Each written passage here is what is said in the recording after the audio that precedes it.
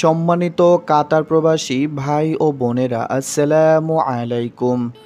আশা করি সবাই যে যেখানে আছেন, যে অবস্থায় আছেন, সবাই সুস্থ ও ভালো আছেন। এই ভিডিওটি সকল কাতার প্রবাসী ভাই ও বোনেদের জন্য অনেক গুরুত্বপূর্ণ, কারণ এই ভিডিওটির মাধ্যমে কাতারের দুটি গুরুত্বপূর্ণ বিষয় সম্পর্কে আলোচনা করব। প্রথমে যে বিষয় নিয়ে আলোচনা করব সেটা হলো কাতারে 500 প্রবাসীর পাশে দাঁড়ালো ফটিকছড়ি সমিতি। কর্মহীন 500 প্রবাসীর পাশে দাঁড়িয়েছে সামাজিক সংগঠন ফটিকছড়ি সমিতি কাতার। শনিবার রাতে এইসব কর্মহীন প্রবাসীর হাতে খাদ্যদ্রব্য তুলে দেওয়া হয়। দেশটির রাজনৈতিক, সামাজিক, সাংস্কৃতিক ও কমিউনিটি নেতাদের যার যার অবস্থান থেকে এইসব প্রবাসীদের পাশে দাঁড়ানোর আহ্বান জানানো হয়। কাতারে করোনা ভাইরাসের কারণে বন্ধ হয়ে গেছে বিভিন্ন সরকারি বেসরকারি প্রতিষ্ঠান।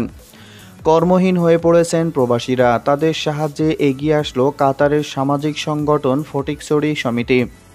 রাজনৈতিক, সামাজিক, সাংস্কৃতিক ও কমিউনিটির নেতাদের কর্মহীন শ্রমিকদের সাহায্যে এগিয়ে আসার আহ্বান জানান প্রবাসীরা।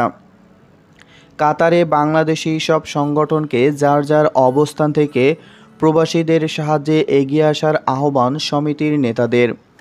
এই সময় উপস্থিত ছিলেন সমিতির সভাপতি আব্দুল আল মঞ্জুর, সাধারণ সম্পাদক আব্দুল মান্নান, সাংগঠনিক সম্পাদক শেখ জয়নাল সহ কমিটির অন্যান্য সদস্যরা। এদিকে কাতারে প্রবাসীদের সুখ দুঃখে পাশে থাকার অঙ্গীকার নিয়ে আনুষ্ঠানিকভাবে আত্মপ্রকাশ করেছে বাংলাদেশ প্রবাসী কল্যাণ অ্যাসোসিয়েশন কাতার।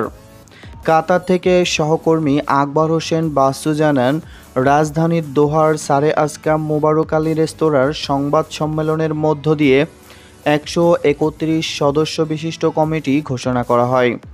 শেখ আক্তারকে সভাপতি ও সিরাজুল ইসলামকে সাধারণ সম্পাদক ও আব্দুল বাসিরকে সাংগঠনিক সম্পাদক করে নবনিযুক্ত কমিটি ঘোষণা করেন সংগঠনের প্রধান উপদেষ্টা শেখ সাইকুল ইসলাম।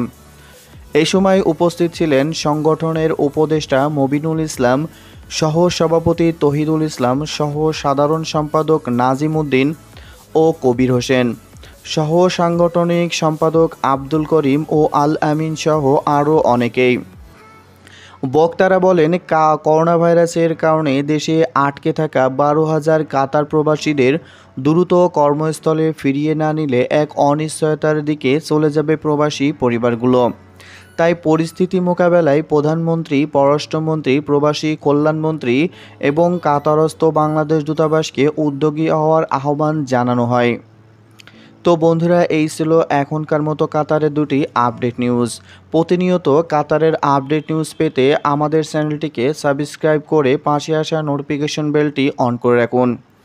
পরবর্তী কোনো আপডেট নিউজ নিয়ে হাজির হব। সেই পর্যন্ত সবাই সুস্থ ও ভালো থাকুন। ধন্যবাদ।